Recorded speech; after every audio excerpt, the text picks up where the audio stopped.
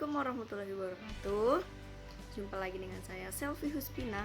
Nah, kali ini kita akan membahas mengenai permasalahan budaya dan politik di Asia Selatan.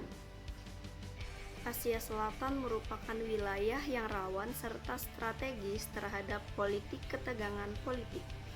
Di Asia Selatan ada sebuah organisasi regional yaitu South Asian Association for Regional Cooperation atau SAARC. Nah, SAARC ini merupakan organisasi kerjasama regional Asia Selatan yang pertama kali digagas pada tahun 1980. Konflik pertama terjadi antara India dan Pakistan.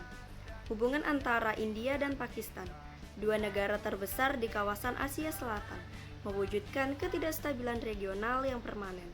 Kedua negara telah terkunci dalam konflik yang berkepanjangan, baik terbuka ataupun terselubung, karena adanya perpecahan pada tahun 1947 yang merupakan kendala terbesar untuk integrasi ekonomi regional.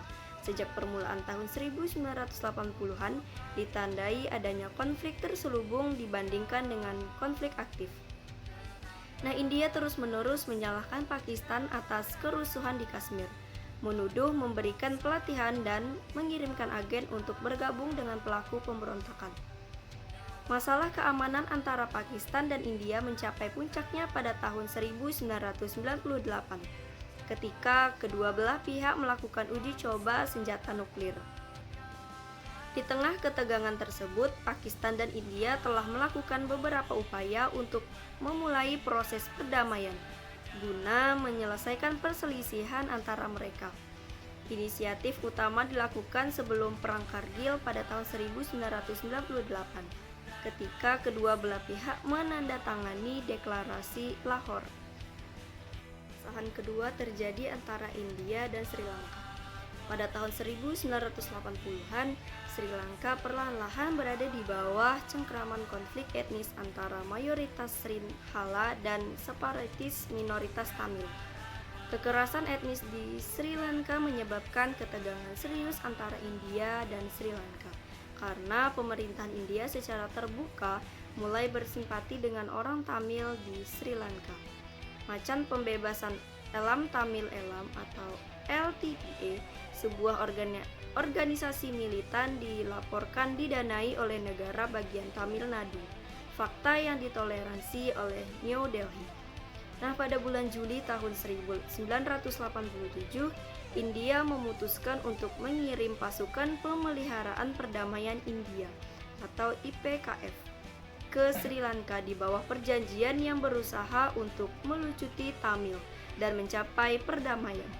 Hubungan antara India dan Sri Lanka mencapai titik nadir pada tahun 1989 ketika pemerintah Sri Lanka menuntut penarikan IPKF.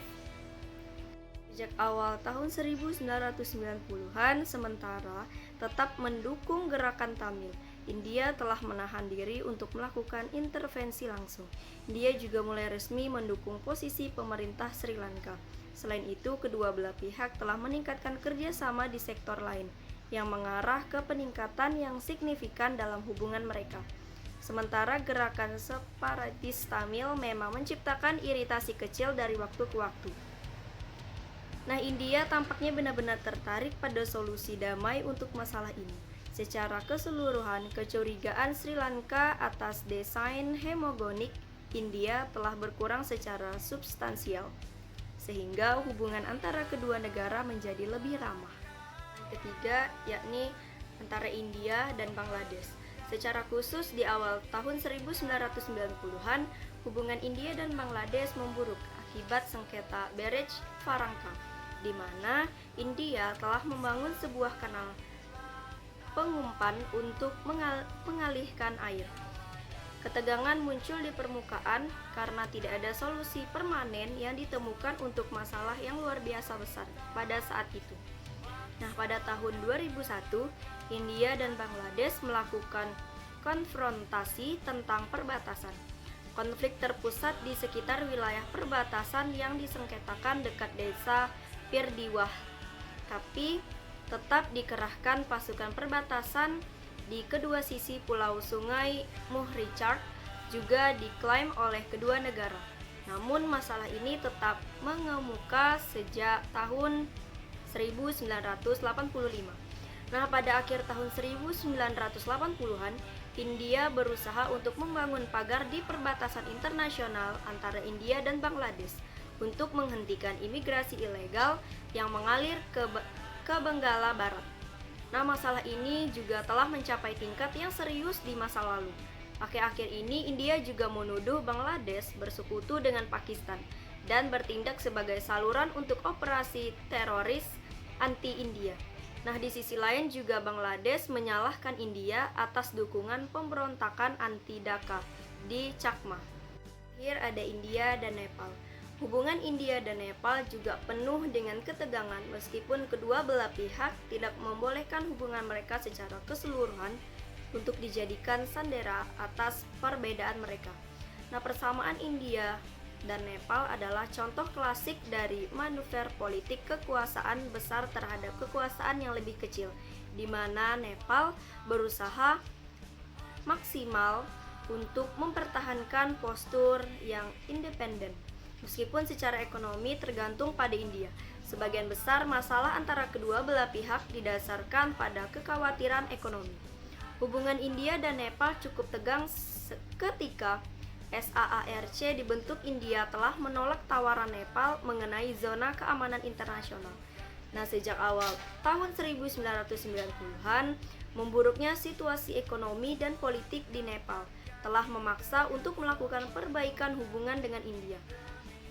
Pada tahun 1090, hubungan keamanan khususnya antara kedua negara dipulihkan, dan pada pertengahan tahun 1990-an itu juga perjanjian perdagangan dan transit baru ditandatangani bersama dengan perjanjian ekonomi lainnya. India juga telah mendukung pemerintahan Nepal dalam memerangi pemberontakan Mois yang sedang berlangsung di negara tersebut pada saat itu. Pun faktor penyebab terjadinya konflik. Yang pertama, faktor sejarah. Sejarah kemerdekaan negara-negara di kawasan Asia Selatan. India merdeka dari Inggris atas perjuangan Mahatma Gandhi dengan Swadesi, dan tindakan anti kekerasan untuk mencapai kemerdekaan telah membekas di hati masyarakat India yang mayoritas beragamakan Hindu. Sepeninggalannya, Inggris dari kawasan ini melahirkan potensi konflik yang bersuhu tinggi, seperti yang terjadi di Teluk Persia.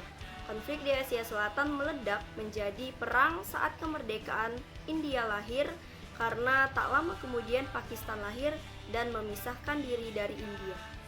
Adanya faktor agama. Salah satu pemicu perang antara India dan Pakistan adalah karena adanya perbedaan agama. Pakistan memisahkan diri dari India karena merasa bahwa aspirasi umat Islam tidak dapat disalurkan. Ada pula faktor politik. Pakistan memisahkan diri dari India menjadi Pakistan Timur dan Barat. Dalam perjalanannya, Pakistan Timur merasa tidak dapat tertampung aspirasi politiknya. Dengan dukungan India, Pakistan Timur berpisah dengan Pakistan Barat yang kemudian mendirikan negara baru yaitu Bangladesh. Ada juga faktor intervensi. Setelah Perang Dunia II, melahirkan Perang Dingin, di mana negara-negara adidaya selalu berusaha untuk memperluas lingkungan pengaruhnya. Nah, pada saat itu, Uni Soviet dan Amerika Serikat berlomba-lomba untuk menanamkan pengaruhnya di kawasan Asia Selatan. Kemudian Pakistan pun berlindung di bawah kekuatan Amerika Serikat untuk menghadapi India. Ini ada faktor keamanan. Merasa adanya ancaman dari negara-negara besar seperti India, Pakistan, dan Sri Lanka, merasa penting untuk memiliki senjata, terutama Pakistan yang sering merasakan ancaman ideologi yang dilatar belakangi agama Hindu. Hal ini mengakibatkan interaksi yang terjadi di antara negara-negara di masa itu. Nah, kawasan dilandasi atas dasar kecurigaan. Perbedaan agama dan ideologi antara India dan Pakistan telah melahirkan perlombaan senjata. Dapat dikatakan bahwa pacuan senjata di kawasan ini dipicu oleh kecurigaan terutama dari Pakistan ke India maupun sebaliknya. Ada faktor persaingan pengaruh. Pengaruh kedua negara besar di kawasan Asia Selatan saling bersaing untuk memantapkan pengaruh di Asia Selatan dan ikut mempengaruhi negara-negara besar di luar kawasan Asia Selatan untuk masuk ke dalam kawasan. India dan Pakistan berusaha untuk menjadi regional leader, meskipun secara de facto India lebih dominan untuk memimpin Asia Selatan. Nah, yang terakhir ada faktor ekonomi. Meskipun terjadi persaingan untuk memperebutkan pengaruh dan saling curiga satu sama lain, namun kerjasama ekonomi dan teknik di kawasan ini terjalin dengan baik. Terbentuknya SAARC merupakan bukti dan puncak dari adanya usaha kerjasama. Sekian dari saya. Wassalamualaikum warahmatullahi wabarakatuh.